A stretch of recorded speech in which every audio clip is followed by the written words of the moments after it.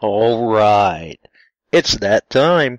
It's time for Beyond Sight and Sound. Let's do this.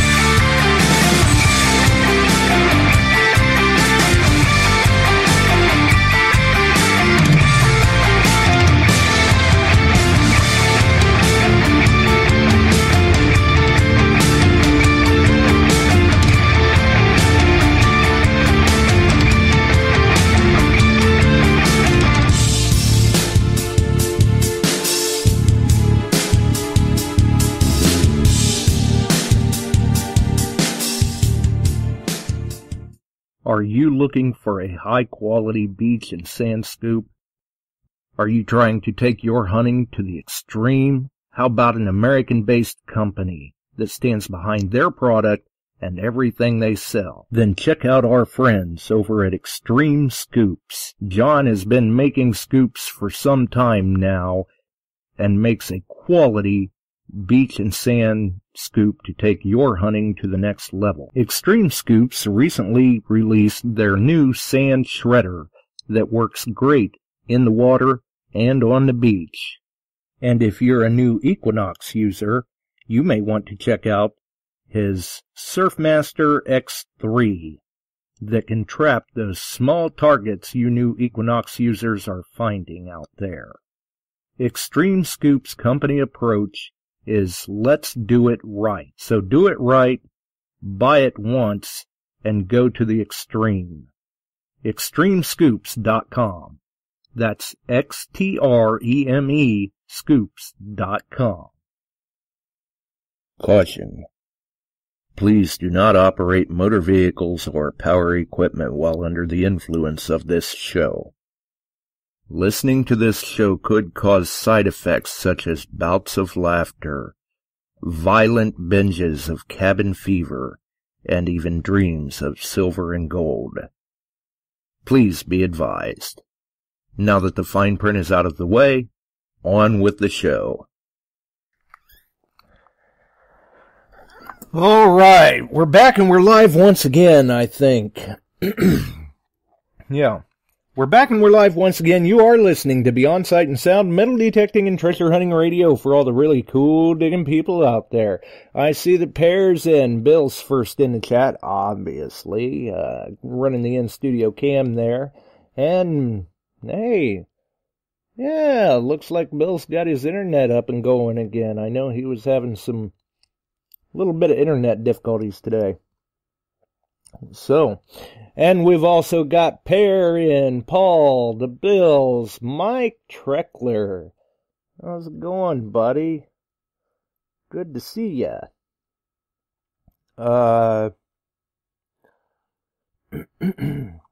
Looks like trying to catch up here in the chat. Okay, so obviously tonight it's just open lines. Probably going to be a short run too. Even as we're going live, I'm still trying to knock the edge off of a hell of a headache. Still working with acclimating to the change in the meds, I guess you could say. Some of it could be sinus related, who knows? I don't know. Either way, it sucks. So we'll do what we can. Limited drop on the link tonight. Probably a short run, and we'll see what next week brings for us. Next week's going to be kind of a busy week, actually, in terms of things going on with the show and YouTube and things like that. So first and foremost, I guess, at the beginning of the show, I dropped the link into the chat for the Cordova Detector Raffle. $20 a ticket, 250 tickets online, 50 tickets locally, drawing October 13th at 12 p.m. Central-ish time. Tickets are still available, but time is running out. And let me tell you, if you're looking to get into a raffle, this is a great one to get into. It's $20 a ticket, but if you are the lucky winner, you have your choice of one of 4 different metal detectors. You can choose the XPORX, the Minelab Equinox, the Nocta Macro Amphibio, which is also a very great machine. Welcome to Mike. And the Garrett AT Max, which Bill's in the chat. He'll tell you. He's liking his AT Max. Yes, he got rid of the Equinox. He went to the AT Max. But like we've said before on the show, at the end of the day, it doesn't matter what brand you're swinging. We're all out looking for history. The important part is you have to find what works for you. Just like, Sunday's show, for example, Mike called in.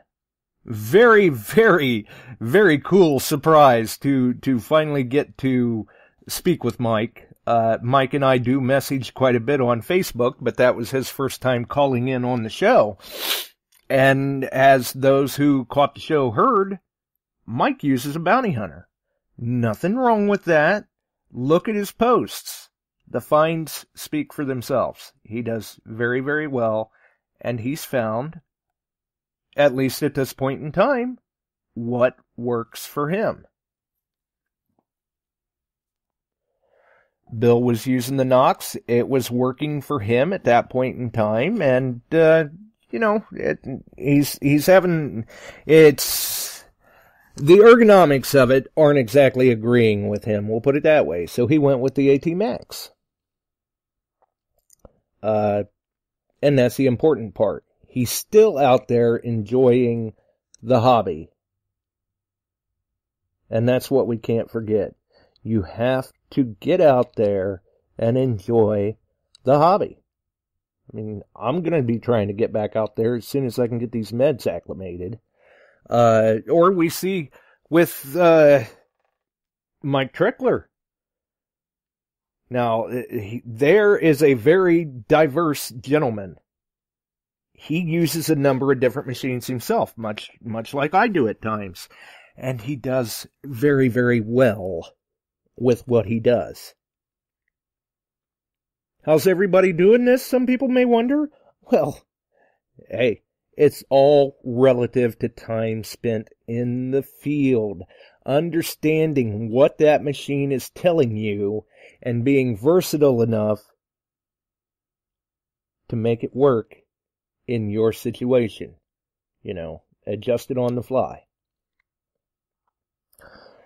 So, links in the description. Our friends over at Shooters and Prospectors, first and foremost. Chuck Smalley, the man with the plan, the dealer of choice, the dealer we plug on the show. Extreme Scoops, Detectees, Ken, Mark, Darth, Buddy, and the gang doing a great job. Our friends at XP Team USA. Facebook group, website, podcast every other Friday right here on Spreaker. Our friends at Metal Detecting NYC, All Metal Militia Facebook page, YouTube channel, Ohio Metal Detecting, the great Christmas giveaway for kids ages 5 to 15, which we are still currently taking donations for. I mean, we're going to make a lot of kids happy this year.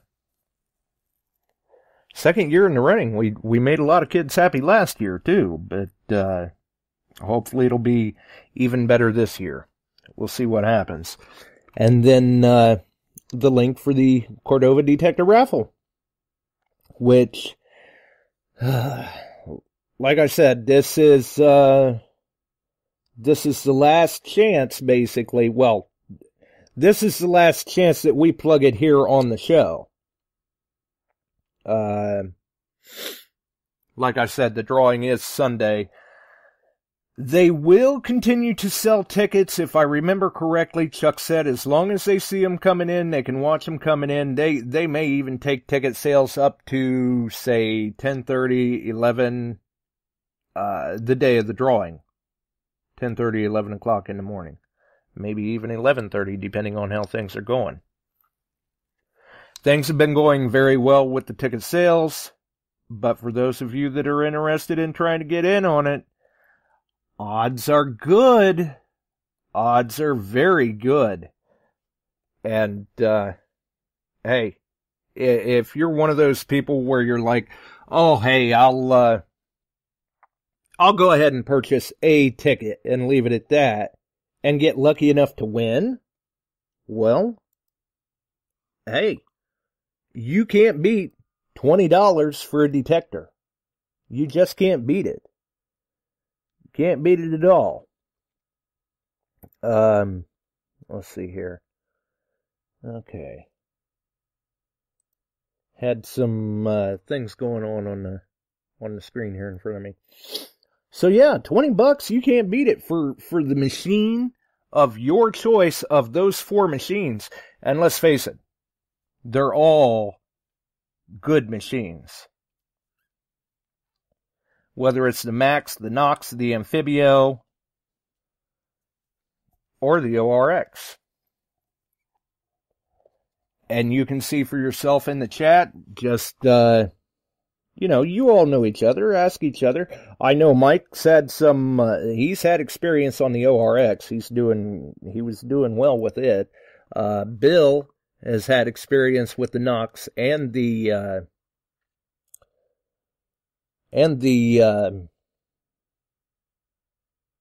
AT Max. And then there may even be some of us in there, that have had some experience with the Amphibio. I've had some experience with the Amphibio. Very, very responsive machine. Very snappy machine. High gain machine. That's what we're seeing, though, a lot here lately coming from the manufacturers. The days of getting the machine and cranking it all the way up to get everything that you can out of it are starting to fall behind us a little bit, I do believe, because these things are coming from the factory hot. High gain. You don't necessarily have to turn them all the way up. I know, the way it sounds, the Max may kind of be like this as well. I know that in certain areas with the Deus, or even the Amphibio, or the Equinox, if you go turning it all the way up on the sensitivity, it's kind of like having your high beams on in the fog. You're defeating your purpose, so to speak. Something to keep in mind. They're all good machines. $20 a ticket, you can't beat. Can't beat it at all. And it goes for a good cause too. It goes for they're raising funds for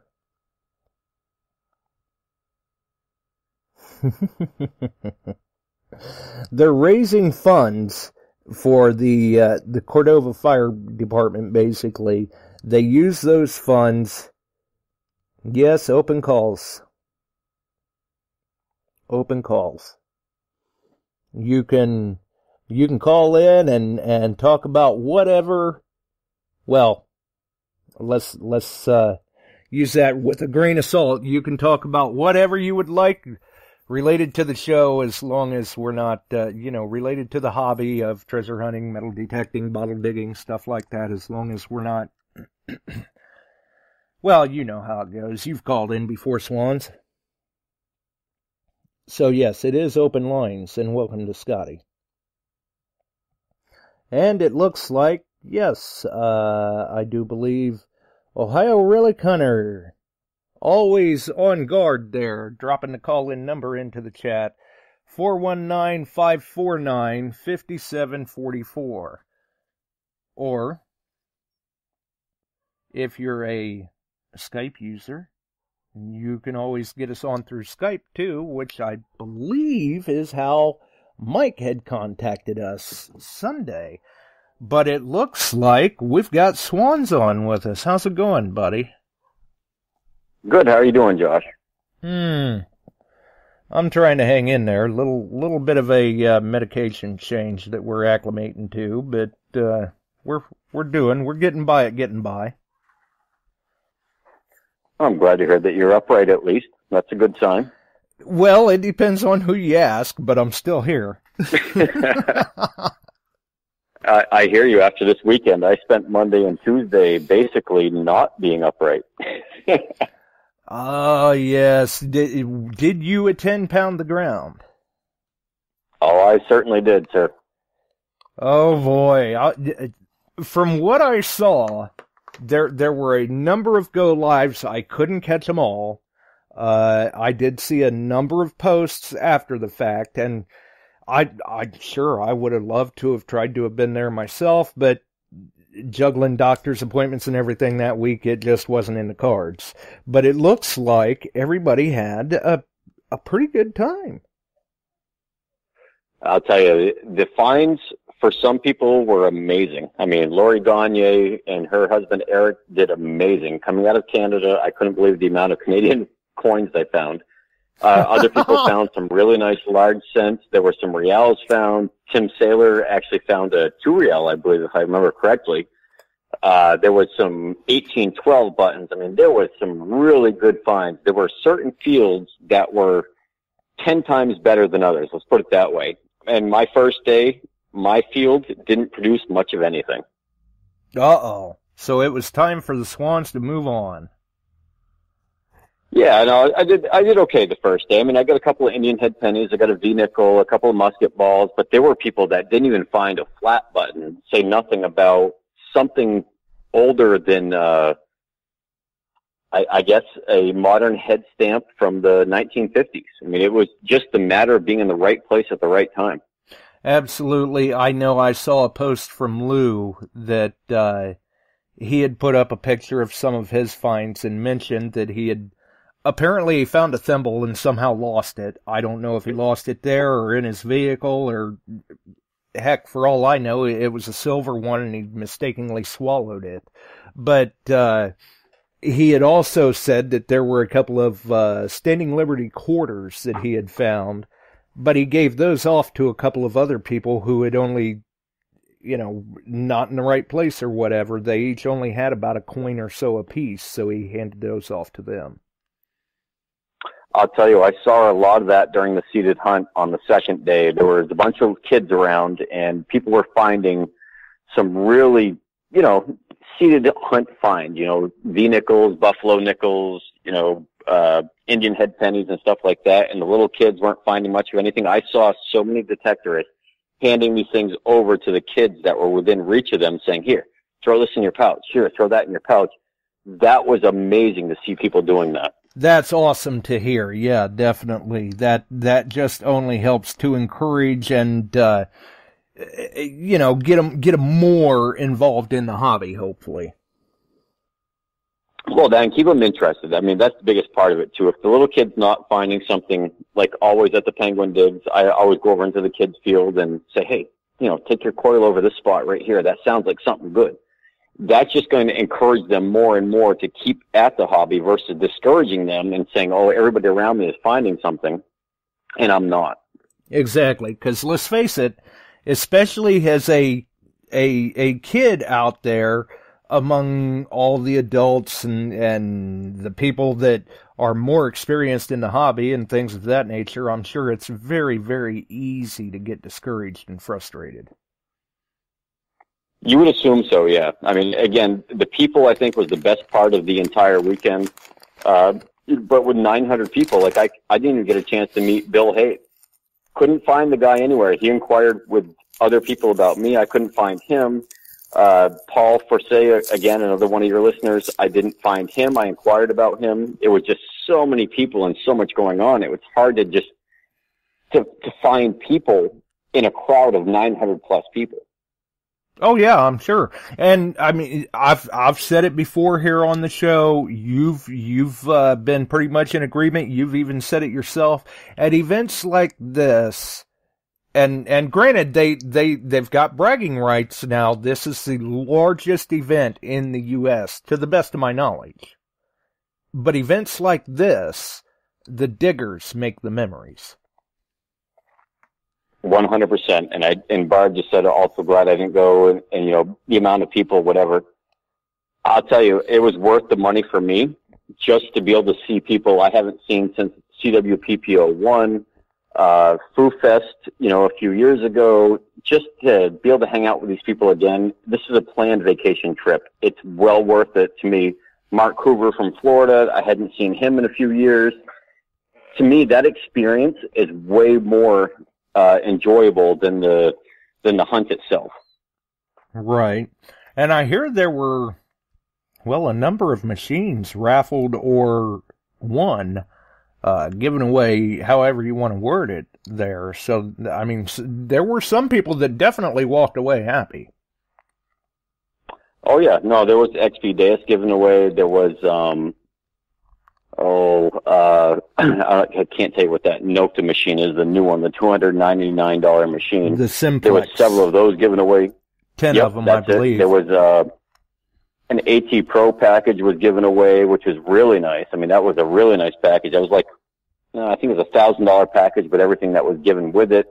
There was gloves, hats, T-shirts, you know, just the amount of stuff given away. The 50-50 raffle was huge for the guy that won that. It was just a worthwhile experience. Say nothing about whether you found something or somebody else did. Right. And I hear that somebody uncovered a bottle dump. Yeah, that was down on field. I think that was field 8 or field 10. There was a lot of big holes dug. There was some controversy there about whether they were going to fill it in. It looked like they filled it in by the end of the hunt. Even a couple of the local guys was still there and was part of that I dig with. But no, it looked like they cleaned up the ground pretty good. There was a lot of people, I guess, lack of better terms, bitching about the fact that they were digging it out, but they're used to doing this, and they cleaned it up. They filled it in. There was no trash left behind. They didn't leave glass all over the ground or anything like that. Plus, it was on the side of a hill, so things were rolling downhill, I think, which was the other part of the controversy. They made sure everything was cleaned up before they left. Very good to hear. Very good to hear. I mean, some people, well, you've seen it plenty yourself. You know, some people just love to jump the gun, leap to conclusions, and you know, react before they stop and think. Correct.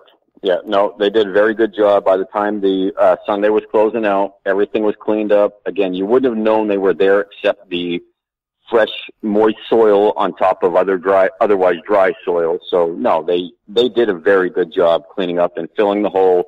Yes, it was probably a 3 foot by 3 foot hole and probably 2.5 feet deep, but it looked really bad for anybody that was walking by at the time. Right, yeah. A lot of people, they don't stop and think, you know, especially too when you take into consideration, I'm sure that the people that were involved in the bottle dump being uncovered, this isn't the first time they've dug something out like this. They've got experience. They were able to put it back together quite nicely.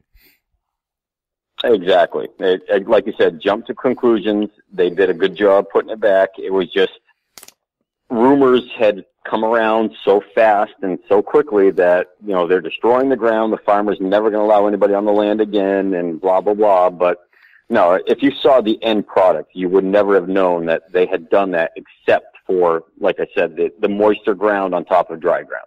Right. Well, I hadn't heard there was any controversy about it, but I had heard there was a bottle dump found. So I guess I'm glad I missed out on that part of the drama on social media. I'll tell you, some of the funnest parts were just people walking up to anybody that knew somebody else randomly. Like I walked in there on Saturday and I'm walking through the field going up to registration and I hear a guy say, "Hey, what are you doing?" And I turned around and there's Kurt Franz. And the guy gives me a bear hug like you would not believe, about broke my back. Right. And then Brad Johns was a few feet away, and he came up, gave me a hug. You know, people like that was great. I ran into Lori Gagne on Sunday, mid-afternoon, like literally a few hours before the hunt ended. And I said, "Is that you, Lori?" And, you know, she turned around, and her and Eric were walking down the rows of cars. So it was just the fun part of meeting these people that you never get to meet in person, and you see them on Facebook or social media or have even private messaged with before, or like you said, on radio shows. It's crazy to be able to go through that experience with people in person. I got to meet Jeff Lubert. I got to see Butch again, you know, stuff like that. It's a completely different experience yes, it's a costly experience to go through all this, but if you cherish the friendship and the hanging out with people that you only get to see temporarily at short periods of time over many years, if you can afford to do it, it's a really, really good time. Well, and it can be a costly experience for some, but I mean, obviously for those that are nearer that geographic location, it's not quite as costly. Correct. So that's always a plus too. You had mentioned the Simplex. Did you happen to see the Noctamacro test field and the way the Simplex was working? I actually played around with it for about 20 minutes. What do you think of that? From what I saw on the Go Lives with Scott, that for that price point, that is an impressive piece of machine. Well, I played around with it for about 20 minutes. I was in their test garden, and I went through where I can't remember what the rep's name was, but we were going back and forth where the test garden dimes were at certain depths, and 4, 6 was nothing. 8 was easily found on that machine. I mean, it pinpointed like a dream. It sounded like a 2-inch deep target.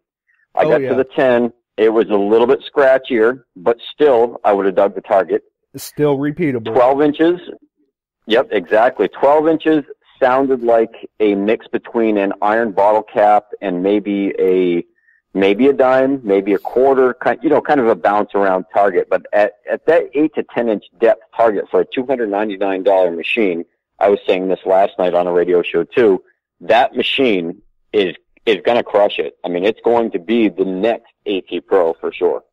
Oh yeah, I've been saying it for a while. We had to leak on the show some months back to talk about the Amphibio, and I had even mentioned it then that if this thing works anywhere near like they're making it out to be, and granted it's not going to have all of the features as, say, the Amphibio, but if it can work anything like it's being made out to, they have got a hit on their hands that is going to set the bar and standard with the other manufacturers. For some, sure. I mean, they really set that bar high on that price machine. I mean, you know, the MX Sport came out through White's, and that was supposed to be the answer to the AT Pro, and we saw really good finds. We also saw a lot of merchandising problem, you know, where they had issues with things breaking, you know, and this machine, for that price point, I wouldn't care less if I had a couple issues with that machine in a couple of years worth of time. It's half the price of the MX Sport or the AT Pro, and even less, plus wireless headphones, waterproof. That's just crazy for a $300 machine. I remember my Ace 250, unreal compared to the differences. Absolutely. Waterproof, rechargeable, online updatable, wireless technology, backlit display and keypad. I don't see where you can go wrong with that price point. And realistically, we're in a point in time now with the manufacturers where I see absolutely no reason why the manufacturers shouldn't be making every model at least weather resistant, if not waterproof. Right. The waterproof seems like it's going to be an easy enough technology to not have to even think about. The wireless, I can understand the extra money game, you know, Bluetooth technology, that's a different ballgame. But waterproof, I can't see why any detector brand can't do that easily enough with minimal cost. I mean, you're just talking about gaskets at that point.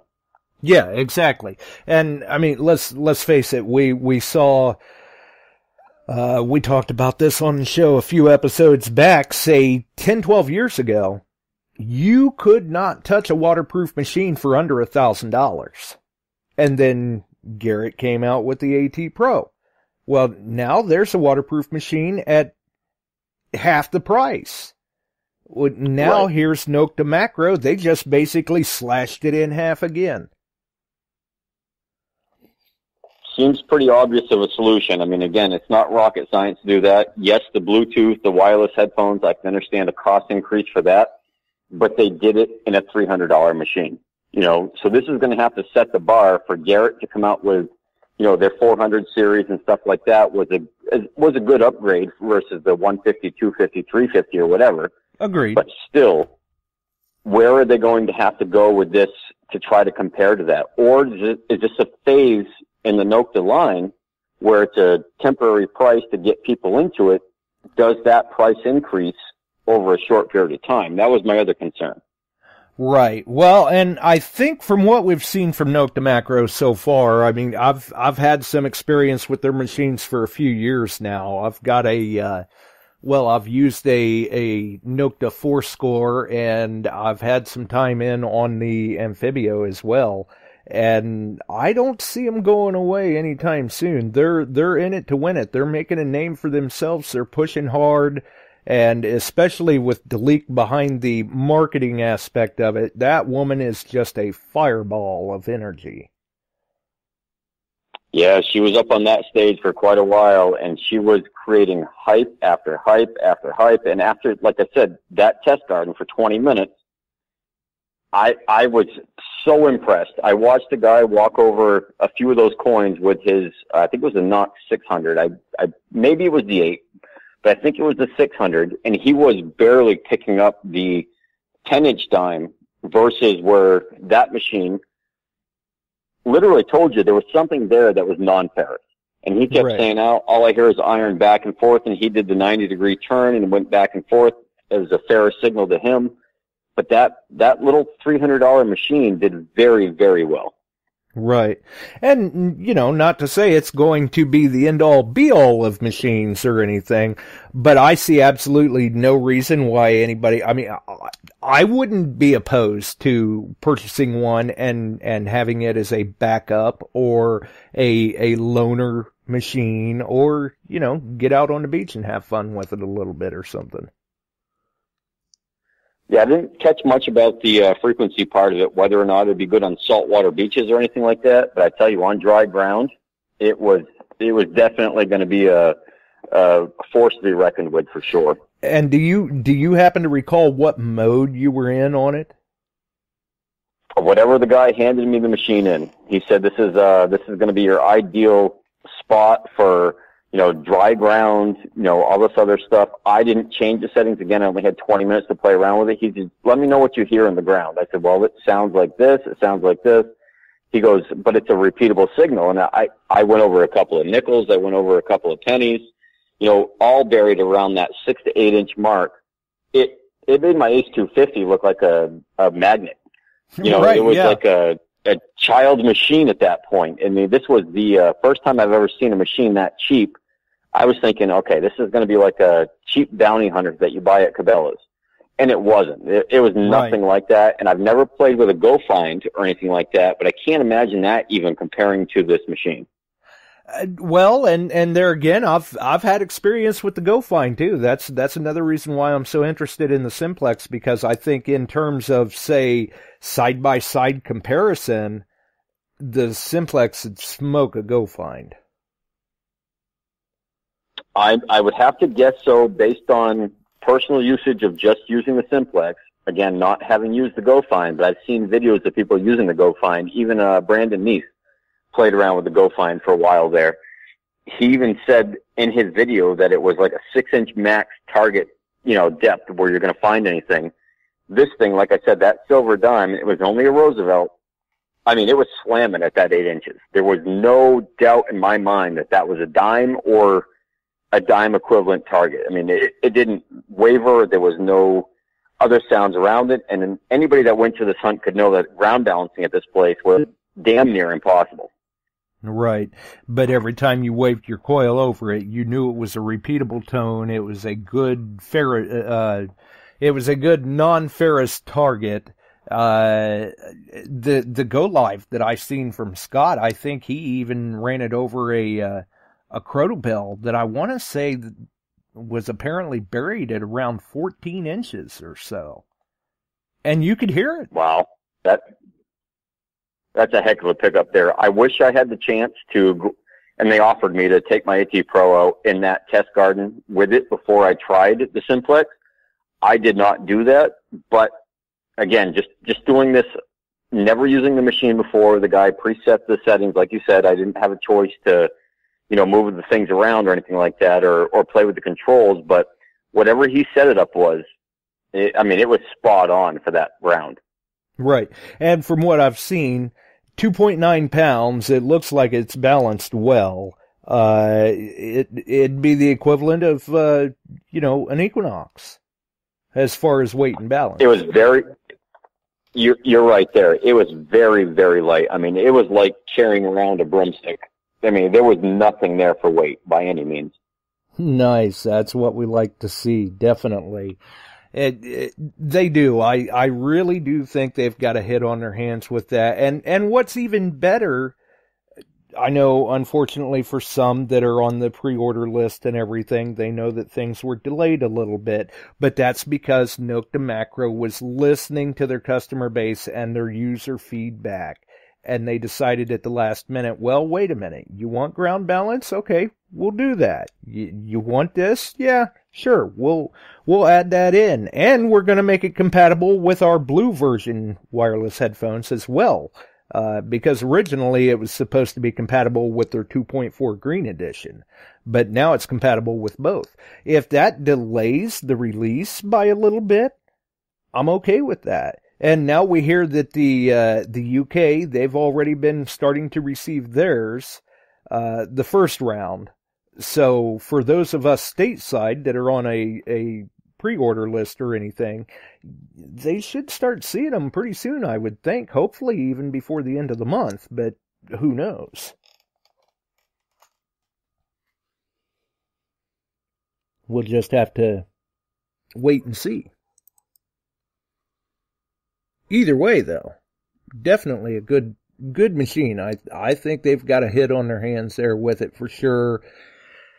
And from what I've seen, it looks like Swansea dropped out of there, but from what I've seen, the field mode is definitely your deepest mode in all of that. And I see that... Oh, yeah, I see Swansea saying in the chat there he got dropped.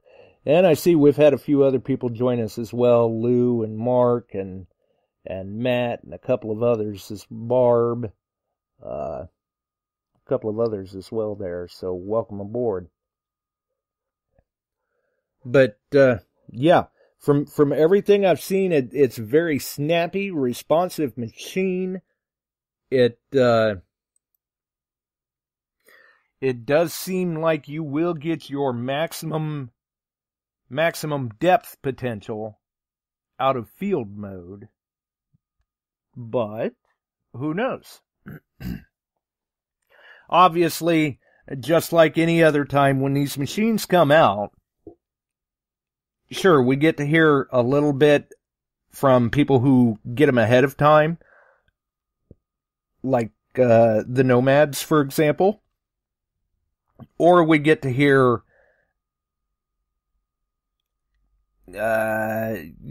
bystander impressions, people that have been able to have the opportunity afforded to them to play around with them at different events, such as Pound the Ground. So we start to hear more than just manufacturer hype. We start to hear a little bit from the end user side of things, so to speak. And as those become more available, they get into more people's hands, then we start to really see what it's going to do, because then it's speaking for itself out in the field, the finds that people are making with them. And that is going to be very, very interesting to see. I think it's going to be a great...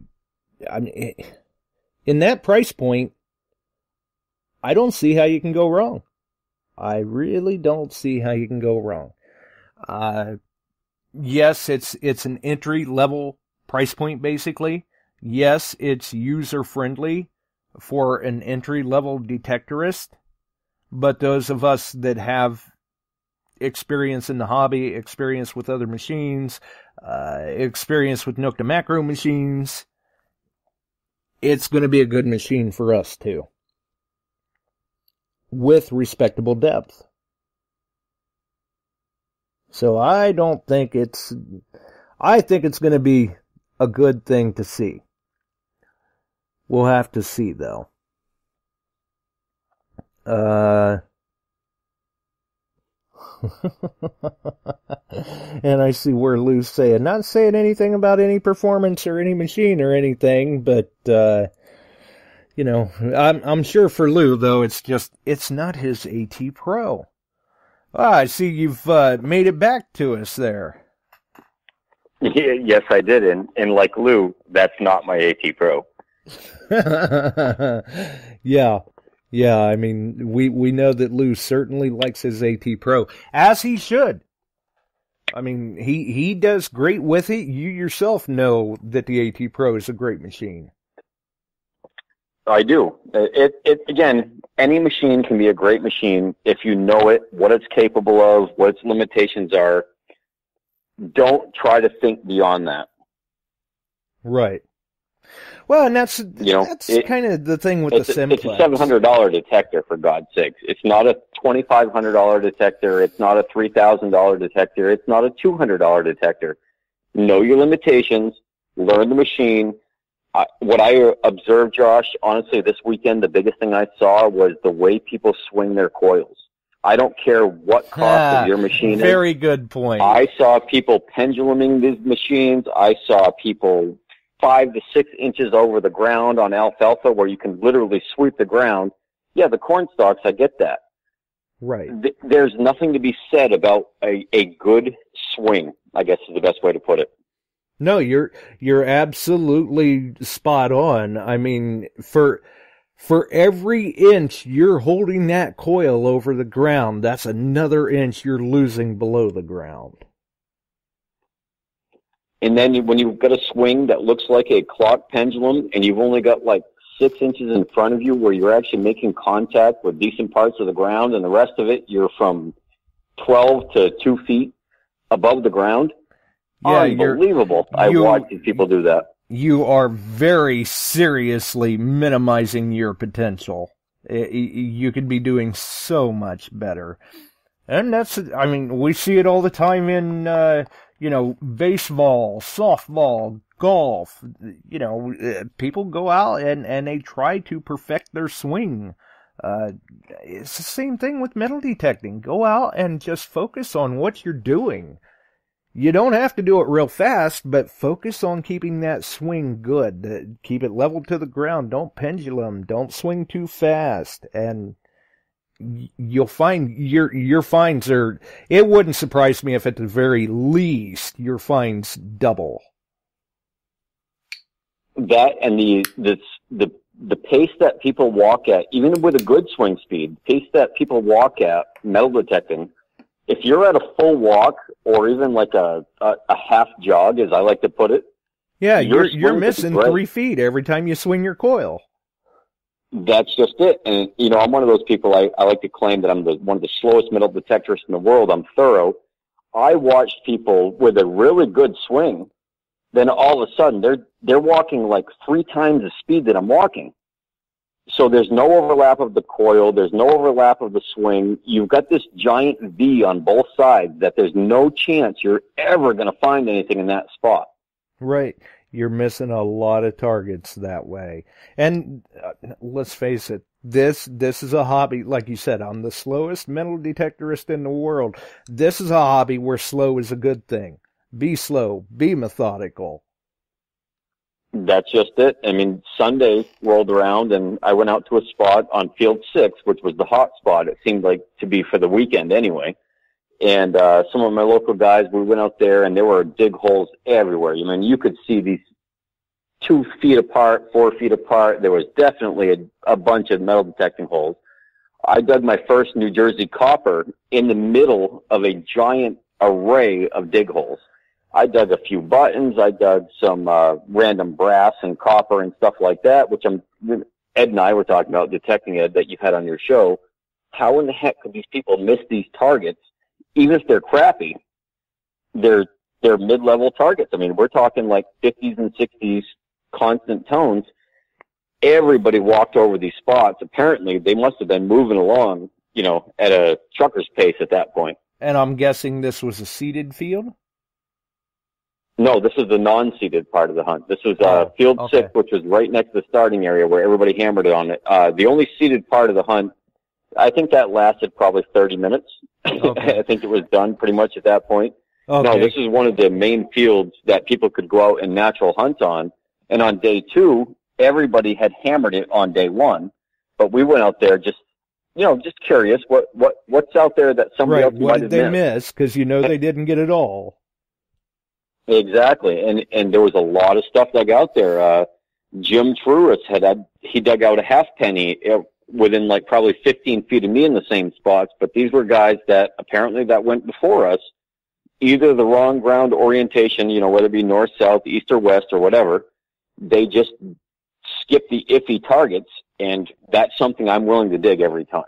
Right. Well, and I think a lot of times, too, what goes on in those scenarios is a lot of people kind of let the pressure get to them, so to speak. I mean, there's a lot of hunters around you, and you're in a hurry to get out in front of them because the good stuff's out there ahead of you somewhere. It's not under your coil.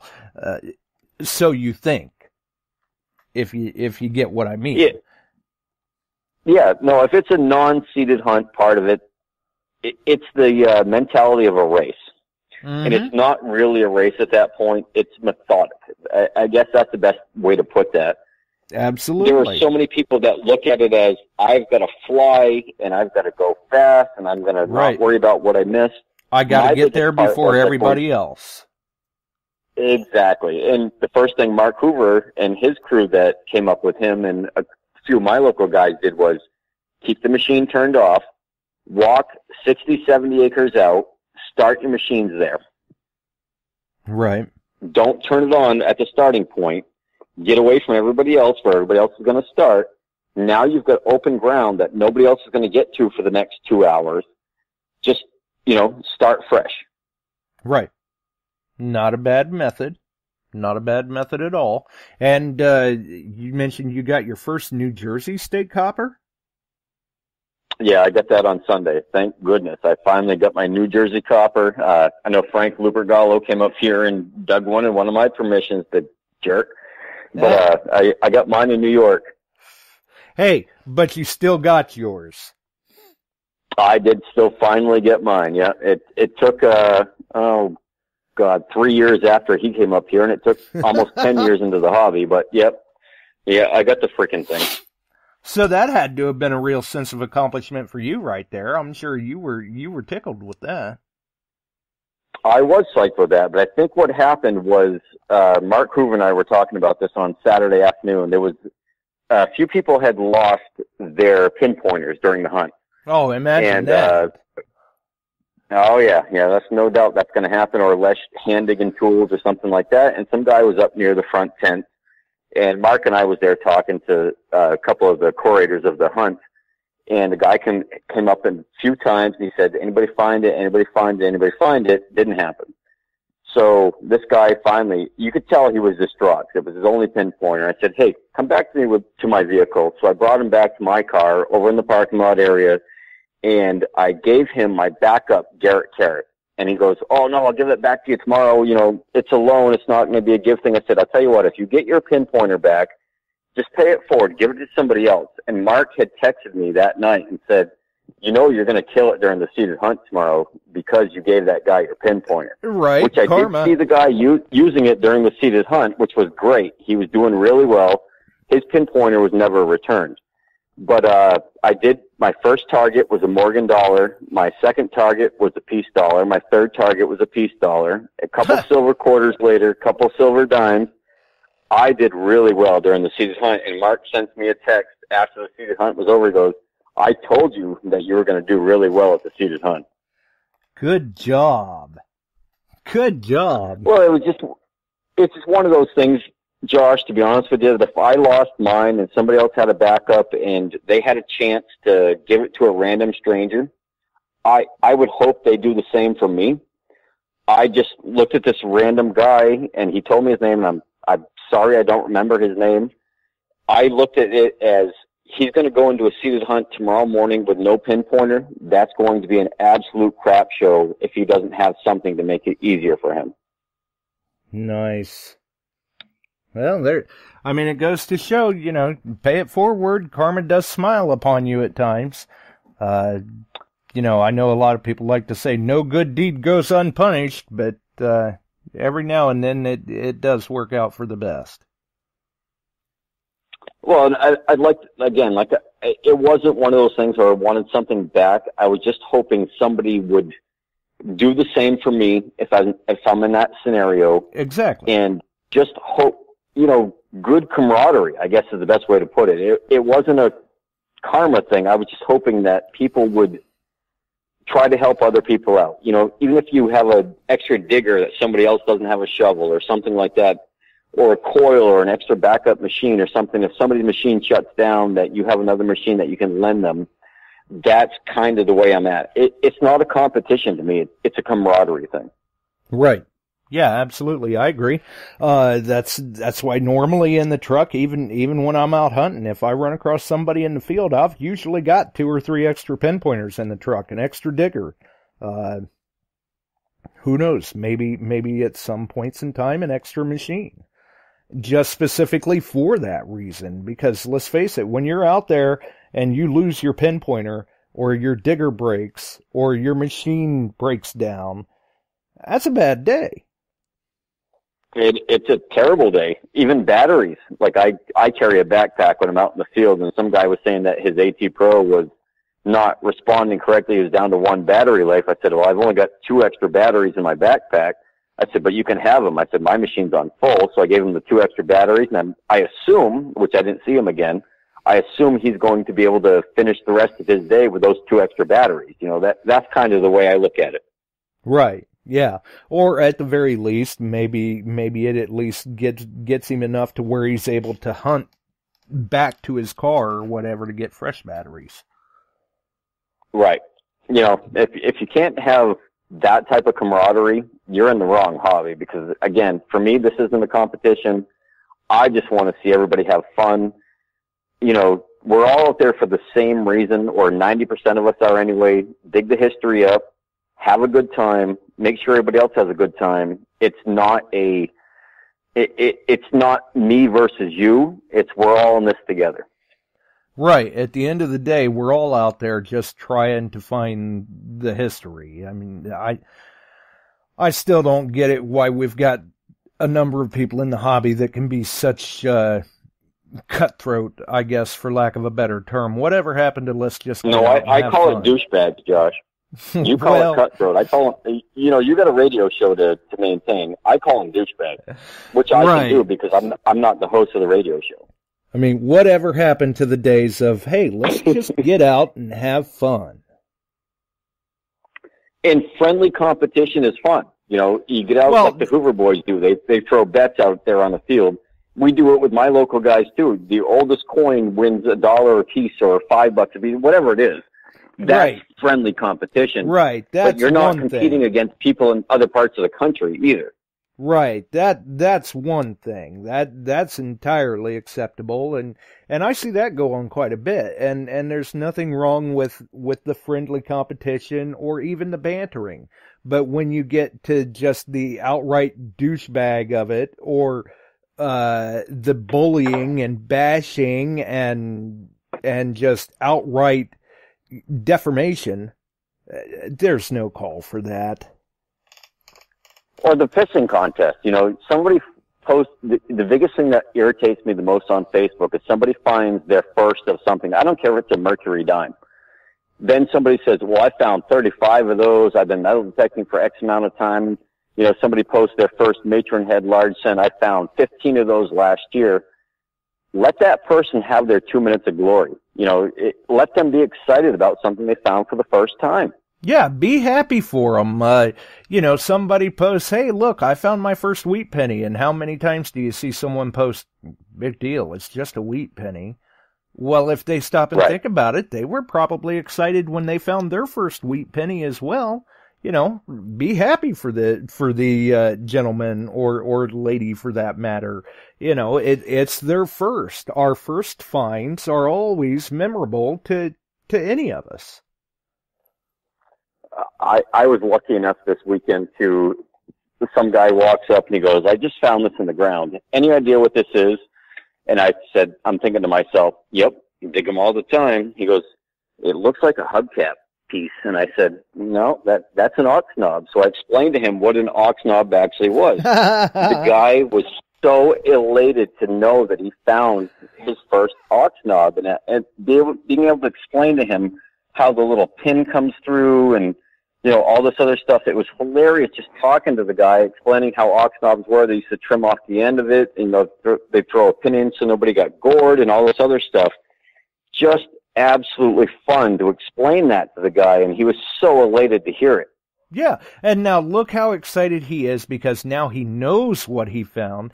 He knows the history behind what he found, and since you took the time to explain it to him, now he walks away that much more informed that that's information that he can pass on to someone else if he's in that situation too.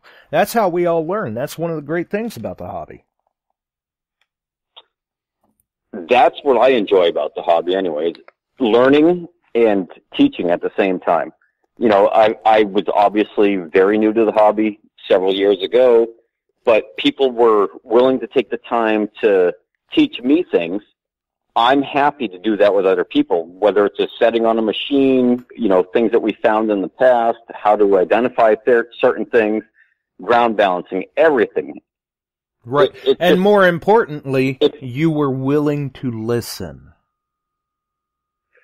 I was 100% willing to listen, just like this guy was about the ox knob. I mean, he literally shut his machine off, took his headphones off, and was willing to listen to my crap story about how this all was done with the ox knob. I could have told him it was an ox knob, and he would have been happy, but I explained to them what they were used for, and he was just as happy as a clam and crap to listen to the entire story. And then he's like, oh, dude, thanks for that. I'm going to put that in my pouch. And then we moved on and never saw the guy again.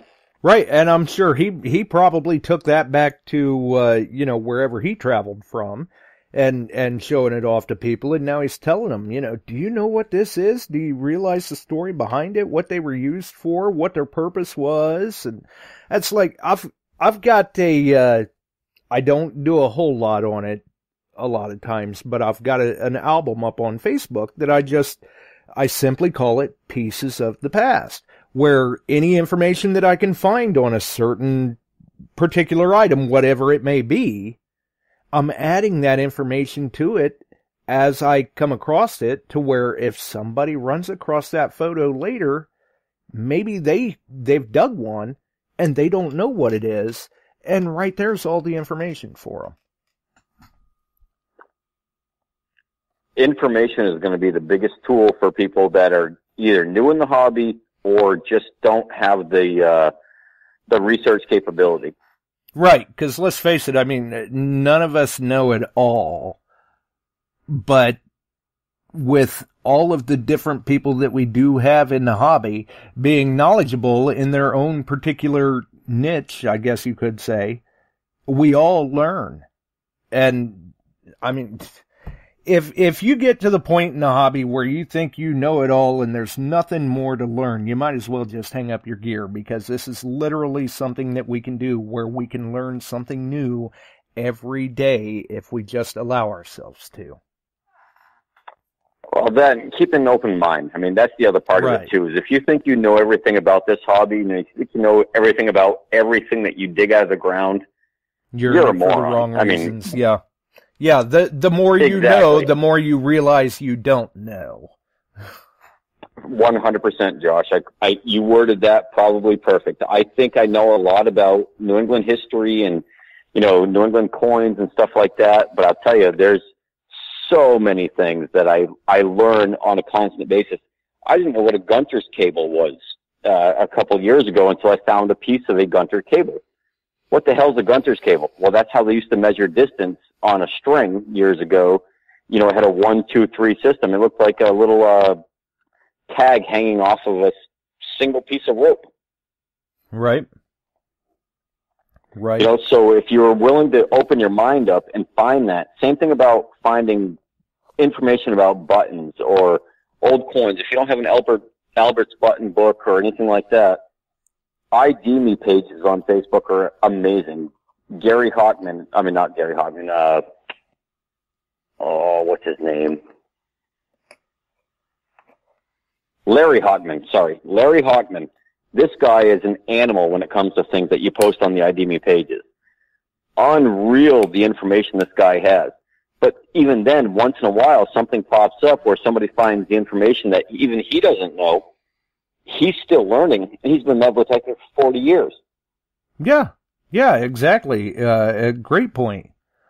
You know, even for those that are so knowledgeable in certain areas, there's still things that come up from time to time where they're like, I don't know, that's intriguing, I'd like to know more. You know, kind of my ignorance amuses me sort of thing. It definitely, it's a great way for people to learn. No doubt at all. And Swansea got dropped again.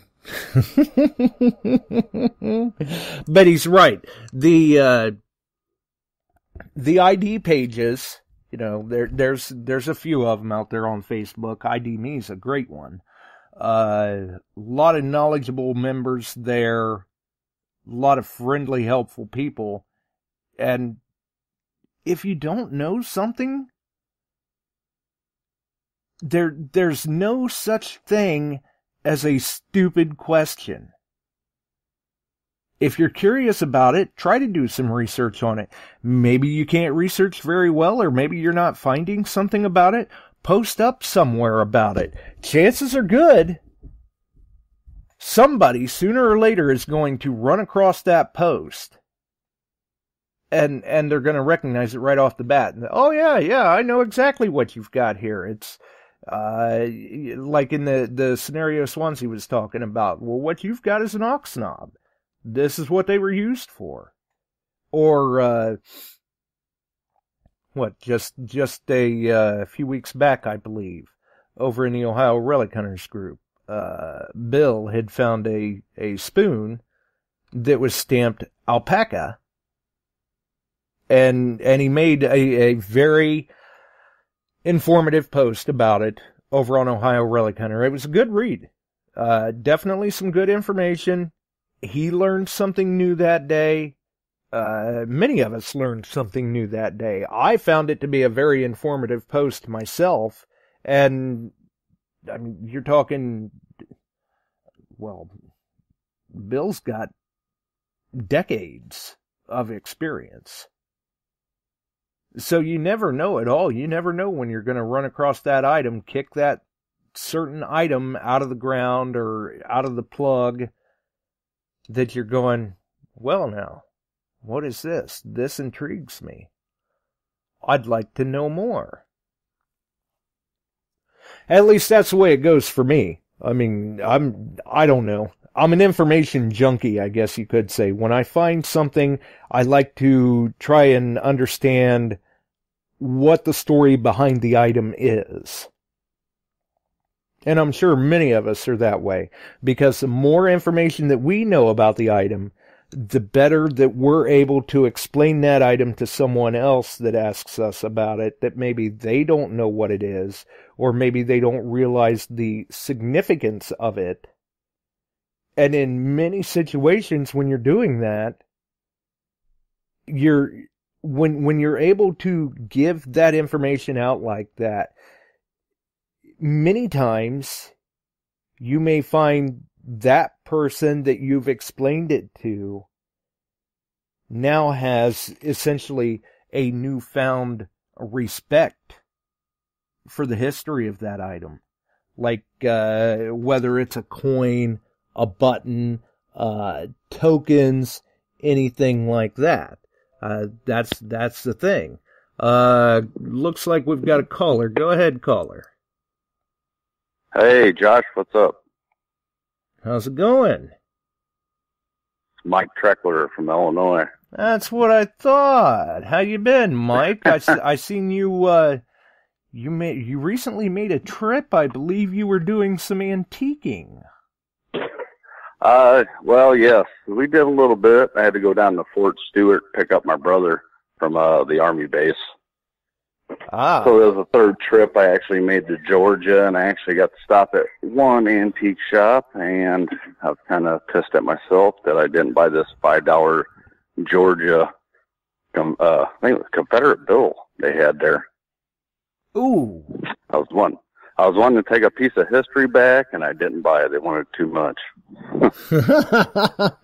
Well, unfortunately, we'd love to have it all, but we have to know when to say when.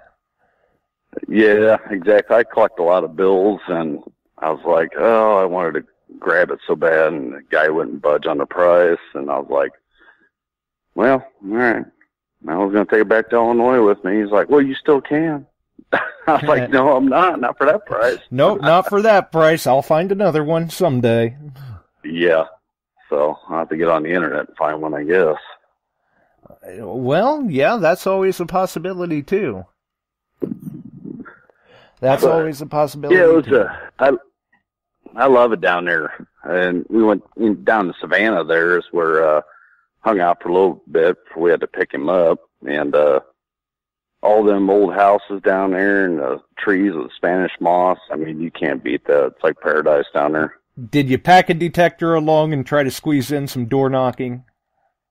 No, because me and my dad went down there to pick him up. My dad's not really a guy that wants to stop anywhere. I had to talk him into going to the antique shop. Oh, well, missed opportunities. There's always another chance. Yeah, yes. That's the third time I've been down there. We had to drive, and next time if I go, I'm flying because I'm not dealing with that Atlanta traffic. I hear that from a number of people. The traffic in Atlanta is just horrid. Yeah, I mean, it's slow here. Like, if you go to St. Louis, which is 35 miles west of me, the traffic's rough, but it goes. And Atlanta's like it's like 20 miles long. It seems like on that little part of the freeway. I mean, it's got to be at least 10 miles or more. So right where you just never ends. Yeah.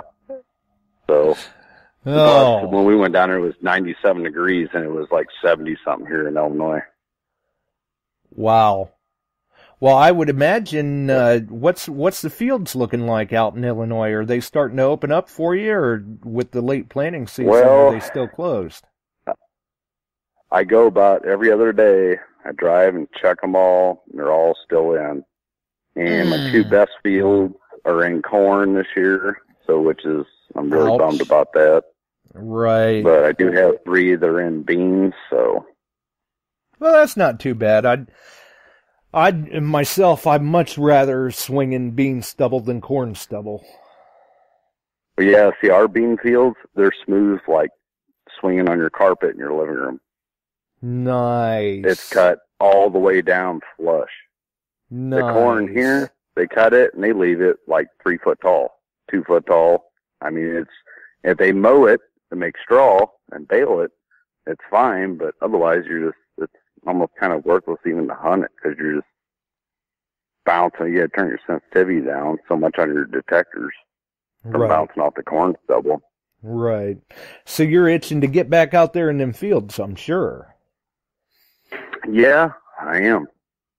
I actually went up to City Hall today because I found a house they gave me permission. They're going to tear down here soon.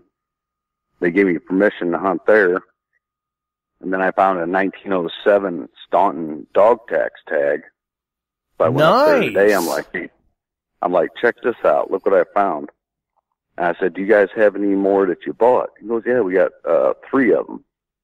And there was a police officer in there, Staunton police officer. He's like, no, there's 4 of them.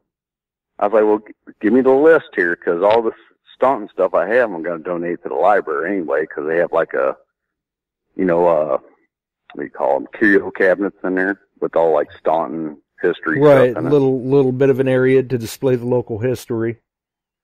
Yeah, exactly. So I'm going to donate it all anyway. So. Well, in 1907, that's a nice old dog tag. I love finding them old tags. Yeah, probably the funniest thing I found here, it's probably the best thing too, was a Staunton. I think it's 1920. I was looking for it today to take up there. It's a bicycle tax tag. Looks like a sheriff's star, and it's aluminum. It's got two straps on it, and you wrap it around the gooseneck of your handlebars. Yeah, it's been quite some time since I've seen one of them. Yeah, those, especially the old ones. Wow. Yeah. And it was in pretty good shape? I didn't hear you, sorry. It was in pretty good shape? Yeah, it was actually folded. All the points were folded over, and it was smashed together. It kind of looked like just like a hunk of metal. So I actually had it in my trash part of my bag, and then when I got home, I always dump out the bag on the table and go through it. Right, always give everything a second glance. Yeah, and I seen some letters and a number on there. I was like, what is this? So I started to clean it off, started unfolding. I was like, I've never seen one in my life, a bicycle tag, and I'm like, that's pretty awesome, because I would have threw that thing away and not knew what it was. Right, yeah, absolutely. Like we were saying earlier, that's kind of how we all learn. Yeah. In this town over from me, about 5 miles away, I don't know if you've seen that post, I found my first U.S.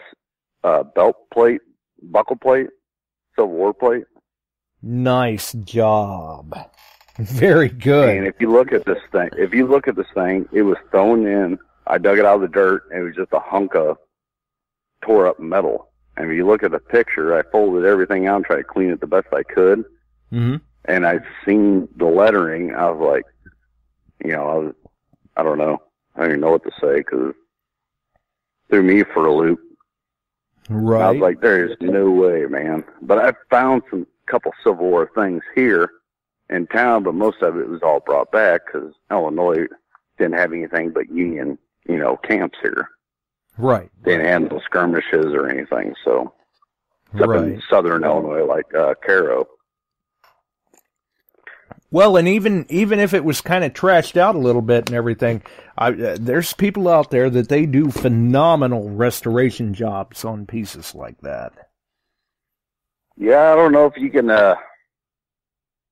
resto that one or not. I don't think I probably would. I'd put it in there, just the way it is. It looks like it got blown up. Oh, wow. I'm saying, the edges of it. If you get on my site and look, you'll see you have to scroll down pretty far. It's been a while, but I'll send you a message about it. Okay. Show you. Okay. Either way, though. Cool find. Yeah, first person I contacted was Heath Jones. Sent him a picture. I was like, is this thing real or what? He's like, talk to this Riley guy, this younger kid that does nothing but Civil War stuff. I don't remember his first name. Yeah. But I think his last name is Riley.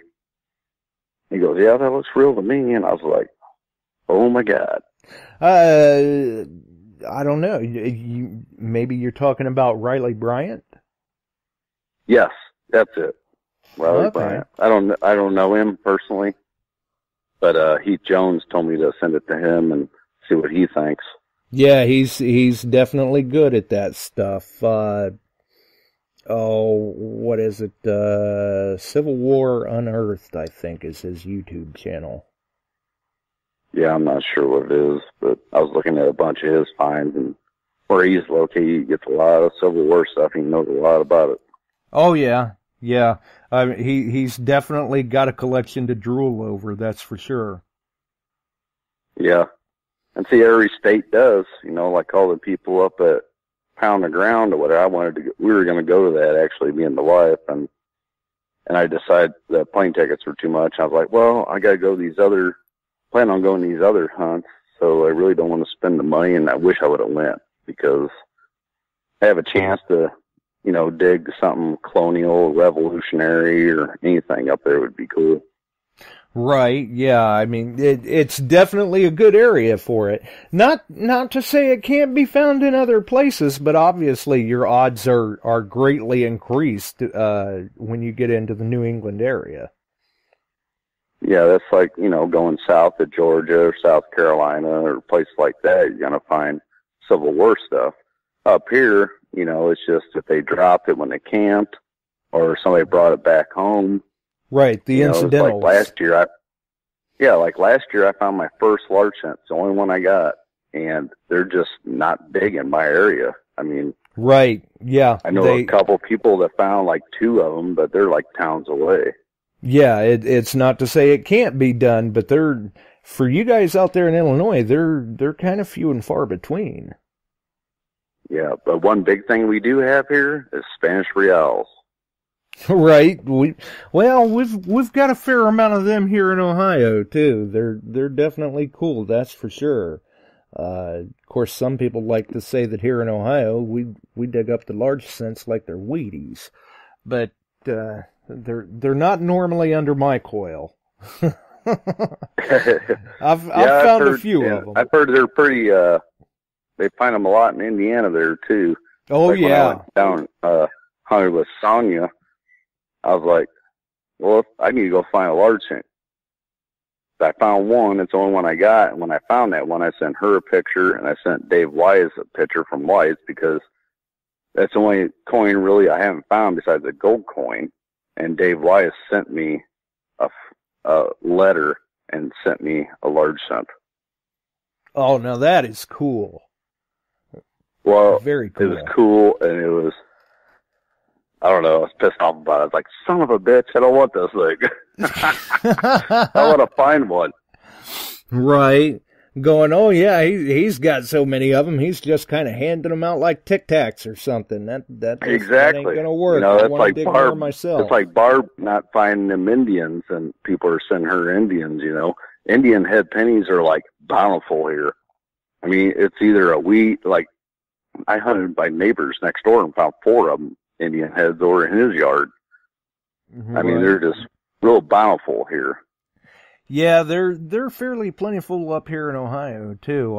I almost posted 2 nights ago, I think it was. I was coming through and there was a coin laying on the floor here in the house, and I'll be damned, it was an Indian. It was just one of those things, I brought it home from a hunt, and apparently it got knocked off a table or something and run across it on the floor. That's how my truck and my car is. I got stuff that's laying on the dashboard. It's rattling around, and a couple hours like, oh, I didn't know there was a mercury down there. Oh, take that inside, put it in the little chest. Right, yeah, I got to get this stuff put up and be more organized or something. But it's hard to do. It is when you're digging all the time, and it's like when I go out like today, I went out this morning, found a ring, a pendant, and some other stuff. I still ain't even cleaned this, laying on my barbecue grill right now. I'm sitting by the fire. Right. I'll clean it tomorrow or the next day and then post it, but I had a live video on Facebook so people know I found it. What machine were you using today? I was using the ORX today. Nice. So it's still doing well for you then, the way it sounds. Yeah, I finally charged it. The battery's dead because I bought that Detect Chaser. Oh yeah. I was using that for a couple of days, and that's a good machine. I like it. I can't wait to get in the field though, because it's like super deep and super sensitive. I mean, right. I haven't turned it up. I think the highest it goes from when you put in every program you put it on, it starts at 60 sensitivity. And I usually bump it up to 70 if I'm not in a trashy area, but it goes to 100. And then it's got a high gain mode. So it's like, I mean, wherever you're going to use this thing, it's going to punch down there real deep. Right. Yeah, I remember, I think it was you had done some go lives or a video from I don't know, like an area park or something that you were running that through. Those were definitely some good finds. And you could tell it had depth. Yeah, it does. That's the crazy thing about it. But, excuse me. I don't know, there's, I've been using that. Of course, I'm waiting for the field to come out because that's the first place I'm taking it. Because most of these fields that I've hunted and found so much stuff in, and I've used every machine, every size coil, and I was just looking for another machine just to buy to try it out. Right. And see if you can. I watched the videos on it. I was like, they're doing these videos in other countries, and this thing is going like 20 inches deep. I'm like, what? Right. All right, I'll try it. If I don't like it, I'll sell it. Right. I hadn't, myself, I hadn't seen much of the machine until I had caught your video that day here recently. I'm assuming that that's the same DTEC as the DTEC coils? Yes, same company. That's what I thought. They do have, they do have like a pulse machine, and I think one other machine, but I think they're all big overseas, you know. Right. Like in Bulgaria, Russia, places like that. And yeah, exactly. You don't see them around here. Well, I know. I've been a big fan of them DTEC coils. Those are some awesome coils. Yeah, they are good coils, and they're lightweight. But also, though, DTEC, they have a hard time with refunding or replacing coils. Because I had a couple 13-inch DTEC coils that were faulty, and trying to get a new one back when you send it in, it's like pulling teeth. Wow. And I don't know, maybe and not the bad mouth them. I mean, other than that, they're good.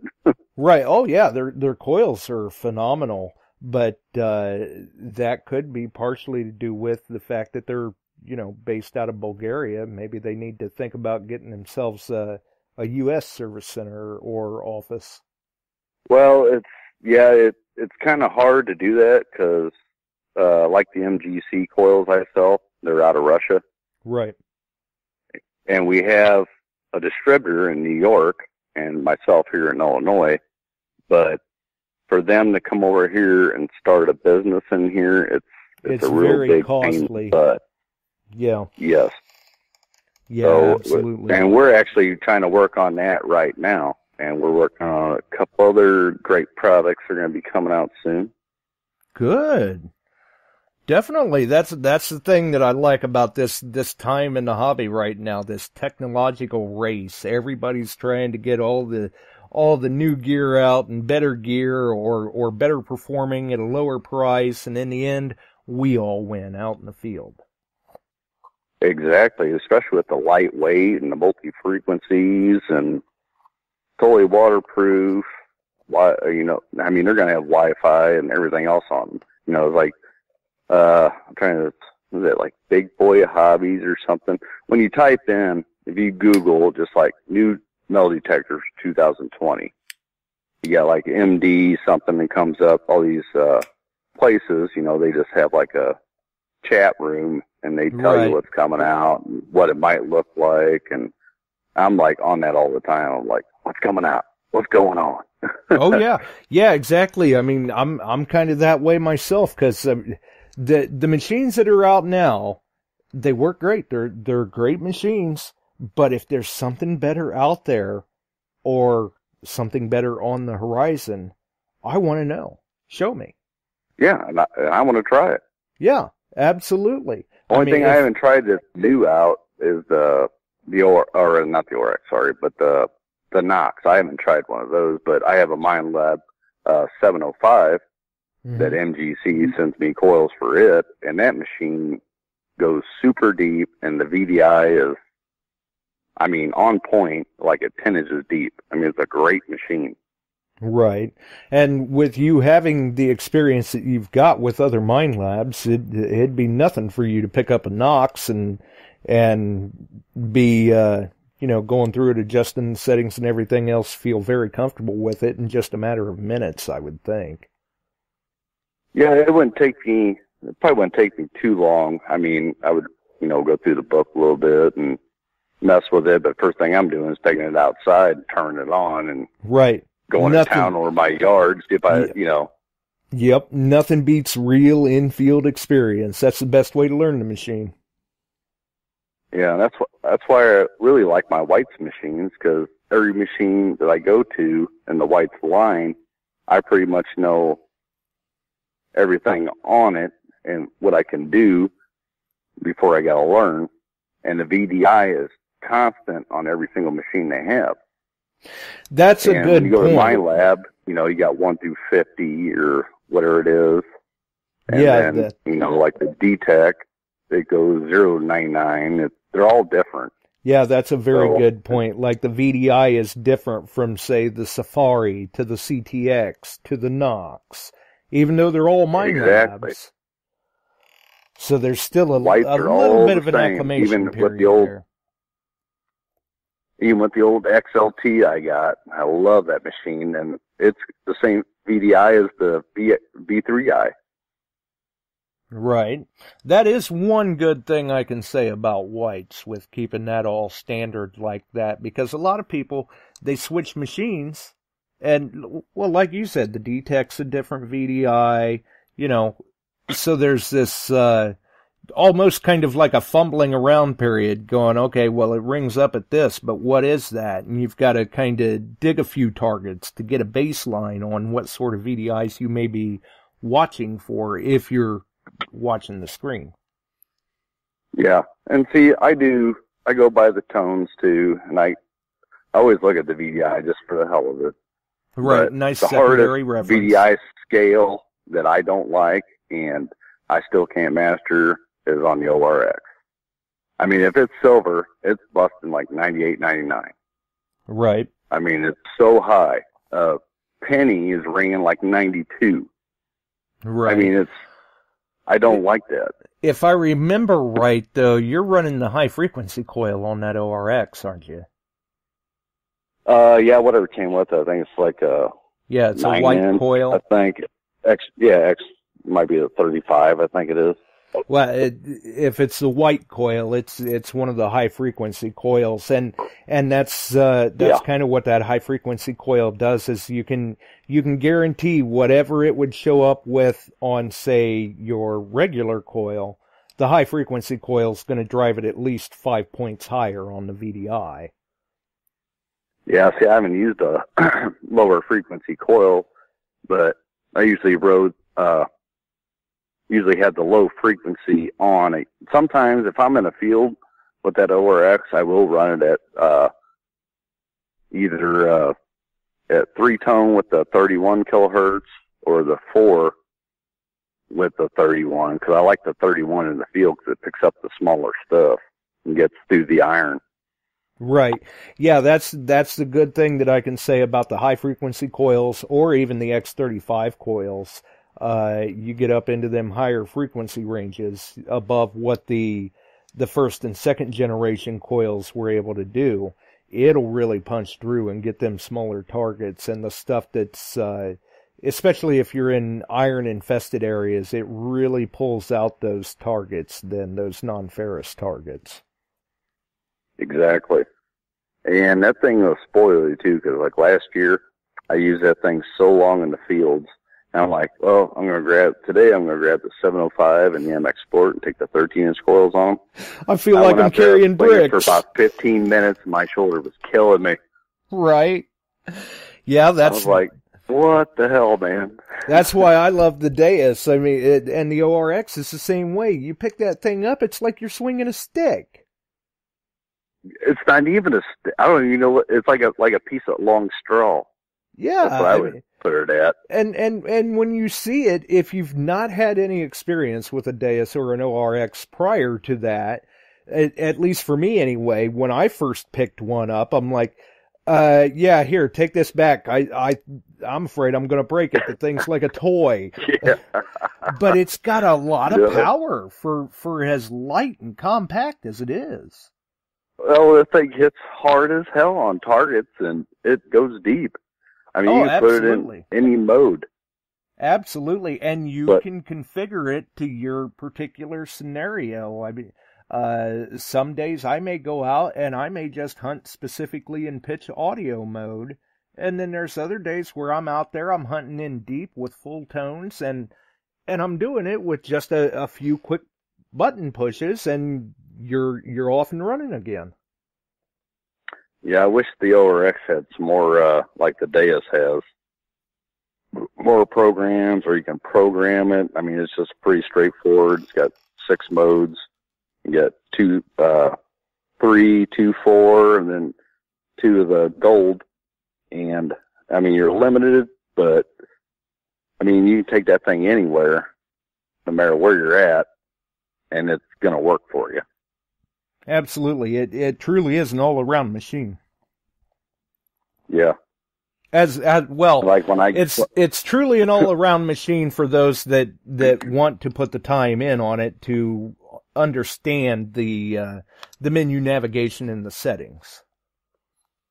Yeah, and the thing with the full I mean, everything about it, I love it. I mean, it collapses down to nothing. You take the little thing, the control thing off. It weighs like 2 ounces. And you can put it in your pocket. Go anywhere with it. Yep. You know, if it's raining or snowing, put it in your pocket and just swing the shaft, and that's it. I mean, it's ridiculous. And I imagine more companies are going to go that way. I mean, they have to. Oh, yeah, I think so. You got a lot of old people that have been detecting 40 years, you know, and they're all going to Deus and all that just because of the lightweight.